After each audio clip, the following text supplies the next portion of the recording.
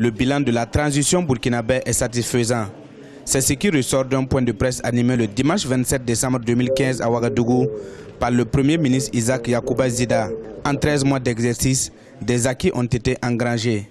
À titre d'exemple, avec un déficit de trésorerie de 114 milliards de francs CFA en novembre 2014, la transition a œuvré à le combler, mais aussi à épurer la dette intérieure qui s'élevait à près de 300 milliards de francs CFA. En termes de bilan, la transition a pu finaliser donc des conventions à hauteur de 300 milliards. Mais à côté de cela, pendant que nous encaissons, nous avons aussi négocié. Donc d'autres financements dans la perspective des gouvernements qui vont venir.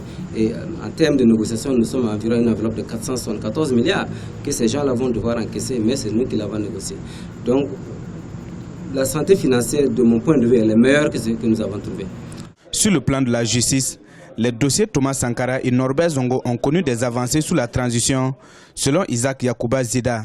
Mais tout de même, le reconnaît-il, la transition a eu aussi des insuffisances. La question de l'emploi, je regrette qu'aujourd'hui encore, au Burkina Faso, il y a des jeunes, il y a des femmes qui n'ont pas d'emploi, qui n'ont pas de source de revenus. Ça, c'est véritablement un regret.